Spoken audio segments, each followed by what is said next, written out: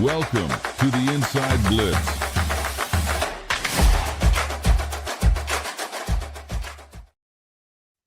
Hey, everybody, welcome to the SCB Steelers Inside Blitz presented by Deck Roofing Incorporated of South Florida.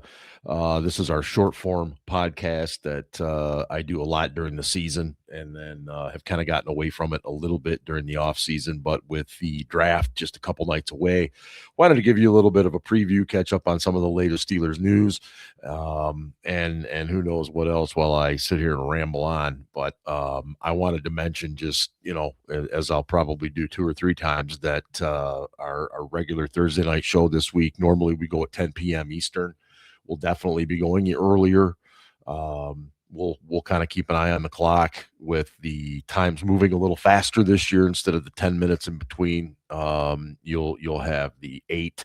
So we'll check our socials and we'll be popping on, and we'd love to have all of you in the chat with us. We stream on YouTube. Excuse me, on YouTube and on X, Twitter as well. So anyway, thanks for joining me for this real quick. Again, what I want to do is just kind of go through some of the names and stuff that you probably already know about, but then maybe a few that you didn't know about and so on. I think Mike McCarthy did a nice job with his presser today.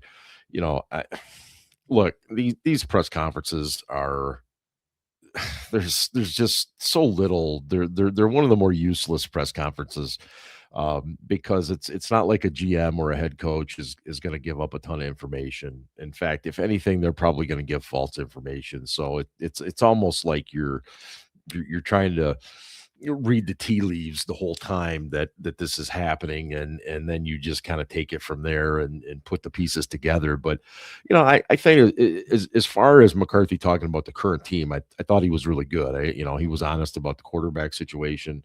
He appreciated the the fact that there were so many guys at the voluntary workouts right now, and he kind of announced some of the OTA, the mini camp stuff, starting the installs and everything else, and I think it's good. He referred to his defensive line, one of the bigger defensive lines he's ever coached, and so I appreciated the fact that he just didn't sit there and blow smoke and things of that nature. So but again, he and Omar Khan were not going to give away anything. That's for damn sure. And the reason that they do these pressers, because the league says they have to. It's really that simple. And so kudos to them for doing it. They got through it, and now we get on to the actual draft stuff coming up here in about 48 hours from now. So first round type stuff. I can flat out tell you right now, and I'm kind of looking at one of my mock drafts that I did and posted to steelcityblitz.com, and I'll have my final one coming up probably Thursday morning. I'll post that. And again, I always do my mock drafts from a Steelers point of view. I try to decide what they're going to do, and that can be hard if you start doing these because it's so easy to do what you want to do. But this isn't Madden. You can't just keep drafting all these skill players and then just stick in some average Joes on your lines and get away with it. You've got to be conscientious about what positions the Steelers are probably looking for. And so I think, look, guard is going to be at the top of the list. Wide receiver is going to be at the top of the list. I think you have to consider cornerback or safety being at the top of the list, depending on how the draft goes ahead of them, coming down to 21. So, they had the kid from Toledo, Emmanuel McNeil-Warren, come in. Okay. Yep. Played at a MAC school. We know the history. The Steelers don't typically draft in the first round outside of the Power 4 conferences. But this dude is kind of the real deal.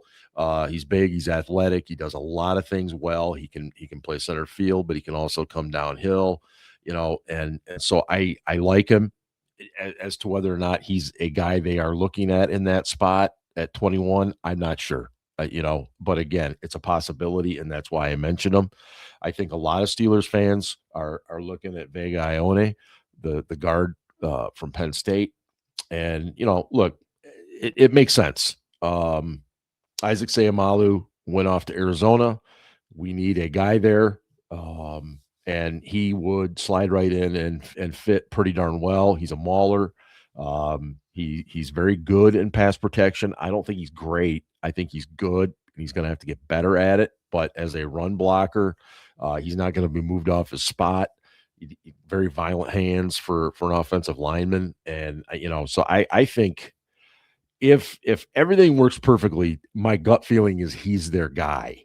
Okay. And if they're going to trade up at all, and I have already said this on the website numerous times in the last 10 days, Omar's going to pull something off. I don't know what it's going to be in this particular draft, but something's coming. And I'm not suggesting that's for a quarterback. I'm not suggesting it's for a big time player or that we're trading one of our big time players. Something's coming. I'm not going to get any further into that. Maybe it's something big for 2027. Stockpiling more picks as that quarterback class absolutely looks better. But other guys, again, Ione, I think, is their main target. You have to consider some of those tackles, I think, too. Whether you're looking at, I mean, Freeling, I think, gives people the willies because he's a fairly inexperienced guy from Georgia, a lot like Broderick Jones, and so I think people are hesitant because of that, and I get that. Then of course you just look around at some of these other guys. You get the two guys out of Utah that both look more than capable as first rounders. Whether or not Lomu gets kicked down to a guard or not, I'm not real sure. But I think if Spencer Fano, if he's sitting there at 15 or 16, he hasn't been taken yet, I wouldn't hate moving up. And I say that because the news on Broderick Jones this week has been kind of all over the place. Adam Schefter reported that the neck injury, the post surgery has had a few setbacks. The Steelers kind of, it's not quite so true, so it's really hard to know what to believe. But either way, I like Dylan Cook. I think he did an excellent job in reserve when Jones went down. But I don't believe he's your long-term answer there at left tackle. So if Fano, somebody like that was sitting there, then I think you definitely go get him. As far as wide receivers, it's going to be fascinating. Carnell Tate seems to be the guy up here, and I don't see him being available. But then you get into, Lemon, you get into Tyson, and look, Tyson's really, really good. But I personally, I can't look away from the injury history. I just can't. And more power to whatever team chooses him. And I hope the kid stays healthy, and I hope he goes on to have a wonderful career. But it worries me. Just that number of injuries, not being able to get through a full season, and now he's going to have to get through a full NFL season. That's my big concern with him. And so the wide receiver position, I think when you look, and Ian did a great job in his article focusing on Mike McCarthy's draft history as a head coach. And again, you got to have to take the Dallas years with a bit of a caveat because Jerry Jones is what he is, and he kind of runs the show. But largely, Coach Mike has taken linemen across the board, pretty much first round, both offense and defensive side, guys that play across the line.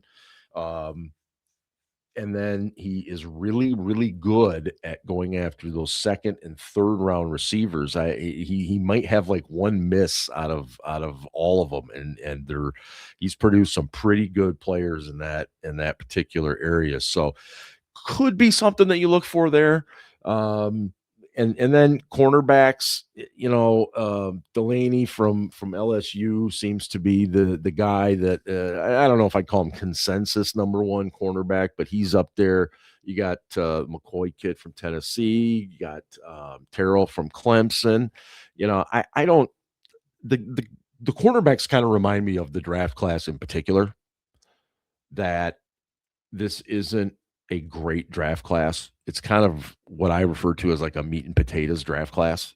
It's got some really nice players. There's not anybody that jumps off the board and makes you go, wow, that's a difference maker. This, the team that gets him is going all the way, kind of a thing. You just don't have that kind of star power in this draft. And that's why I think you'll see a lot of trades this weekend. But again, I've been wrong before. Next year's looking like a little bit more talented draft, but long way to go. We thought the same thing about the quarterbacks last year at this time too. So the 1 second round wide receiver I really, really like is Jeremy Bernard out of Alabama. And I'll explain why. And Cliff did a really nice job. Cliff does a great job for us at Steel City Blitz, taking a look at these college players, and he's liked Bernard, and he's really turned me on to him. He's not like a superior athlete. He's just a good football player. He knows how to get open. He's probably quicker than he is fast. He's got decent size. He blocks his ass off, which I love. And one of the things that Cliff pointed out, so credit to him, he played with Ty Simpson, who of course has been linked to us since forever. And if you watch tape, whether you're watching tape of Simpson or tape of Bernard, there are some really awful throws. And Bernard, you never see him really drop his head. You don't see him bitch. You don't see him pouting. He runs back to the huddle. And I love that. I know it's hard. It's hard because you're a receiver. You want the ball, and you don't get that many opportunities. You're not like the quarterback or a running back where you get the ball all the time, right? But I love that kind of attitude. So if he was a guy there in the second round, man, I'd be all over it. I wouldn't even mind a trade up for him. You'll use one of those 3 third-round picks and slide up and grab him. So I think defensive tackle wise, I think you look at, maybe a kid like Grayson Halton out of Oklahoma, Big Citrus rather, Dominic Orange from Iowa State, and if McCarthy thinks his defensive line is big now, add a couple of those dudes to it and it gets bigger. And I think that, I like Darrell Jackson from Florida State. And I think part of what the question that many of us are going to have, and, he kind of alluded to it last week when he spoke, Patrick Graham, the new defensive coordinator, we don't really know what he's like yet. And I do like the fact that he's taken a little bit of that Belichick style where don't say we have a 3-4, don't say we have a 4-3. We're going to be different every week. And I like that. I think they'll still kind of have a similar look each week. But what they're maybe doing at the snap is a little bit different. And I'm all for that. I really am. I love it. And so, like I said, Jackson, and Halton out of Oklahoma, I think those are some guys to keep an eye on. And then, Travis Burke, kid out of Memphis, offensive tackle. He's been in for a visit. There's a really, really strong possibility he could be a guy in the middle rounds, or I should say maybe day 2. And there's a lot of good things to like about him. There's been a lot of talk about linebackers. Earlier this week, there was some scuttlebutt. Maybe they trade Herbig. Maybe they trade Highsmith. We have not really spent a lot of time on edge rushers in draft prep. Now, that doesn't mean that the Steelers aren't scouting them. That we know they are. But what I'm getting at is there weren't really any that were brought in for visits. Okay. And so that would surprise me a bit.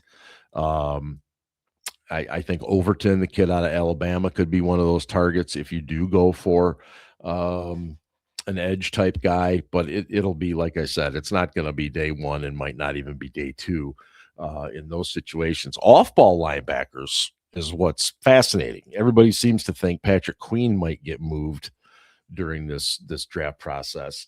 So the Steelers looked really hard. They, of course, they didn't have to go far. They walked across the hall to watch Kyle Lewis from Pitt, and he's fascinating, man. He's just a football player, and that, to me, that's the best compliment you can give a kid that plays football, that he's just a football player, because there's obviously concern about his size. Is he going to be more of a big safety, dime linebacker, something like that? let the kid see what he can do. I mean, there's definitely stuff on tape of him where, yeah, he can get washed out because of his size, but he never stops. He never really stops. And I like him. Harold Perkins out LSU is another guy. I think in a perfect world, we would find a way to get Jacob Rodriguez out of Texas Tech. I love his smarts. He seems to make plays, big plays, seems to just be around the ball all the time. So I'd love to be able to grab him in the second round. So those are some of the names that I'm thinking about. And again, I don't want to take this too long because this is supposed to be a short form, but I'm just throwing a few different things at you here. And then, of course, the quarterbacks. I do not believe we are taking a quarterback in the first round. I think Aaron Rodgers will be back. I think they know it. I think they're smoke screening it. I think if you look at last year, he didn't even really sign until June, and then was there for minicamp. And Mike McCarthy, my guess is confident that he'll be prepared. And I don't know how much of Mike's offense is different from when Aaron ran it in Green Bay. But I think that's what's going to happen. Now, whether or not Will Howard is the 3 or the 2, I don't know. I do think they'll take a quarterback somewhere in this draft, but I do not believe it's going to be in the first round. I think next year's class is just absolutely going to be better. And I would put more of my first or second round eggs in that basket. I'm not looking. So the hot name for the Steelers this year right now is Carson Beck. Big hands, long arms. You can't argue with his experience. 40 plus starts in college football for 2 of the biggest programs in the country at Georgia and at Miami. Took his team to the national title game. I have a few reservations. I don't know how much he can play, as they say, off schedule. In other words, if everything sets up well for him, running game, protection, then I think he can be a really, really good quarterback. When those things break down, I'm not sure. And I'm a little worried about his deep ball. He seems to throw it short at times, which that's not good in my book. But he seems to be the hot name. I am fascinated with Cole Payton, the kid out of North Dakota State. He's big, physical as a quarterback, strong arm. You will get all kinds of takes on his accuracy from the scouts. Some will say he's much more accurate than they think. Others will say he's really not. I'm not sure where he is. And I think you got to be cautious with that just because you're dealing with, North Dakota State talent. No knock on North Dakota State because they're a fantastic program. But I'm just wondering if, are his throws, more catchable, more accurate at the NFL level, or are they worse at the, it's all for eyes in the beholder, that kind of thing. Ty Simpson, I just don't see enough out of him. Too many errant throws, tries to make too many plays. He thinks he's more elusive, I think sometimes than he is. And again, if you get him in a system where he can play, within the offense and not try to do too much, he's probably fine. I don't see burning a first round pick on him. And Drew Aller, I know Penn State fans, the kid's physical tools are unbelievable. They really are. But I just don't see it mentally. Too many mistakes. And so I'm not crazy about that either. But again, he does fit a lot of the things that Mike McCarthy talked about in terms of those significant characteristics that he looks for. So very excited about the draft as always. I think my daughter's heading over to Pittsburgh. She and her friend will be down there. So hopefully we'll have a live on the scene report. And we'll, of course, be live doing this and having a great time as always. And we'd love to have you in the chat. So sorry that my short form podcast went, instead of its normal 11 or 12 minutes, to almost 20. But in any case, that's just a real quick draft preview. And I didn't even touch on a lot of the different things in there. But hopefully you've caught up with all of the draft preview shows so you don't have to.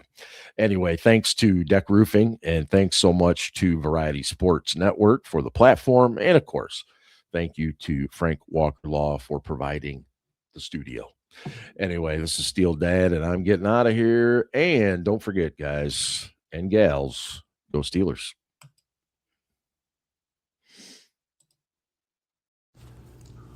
We've had some drinks.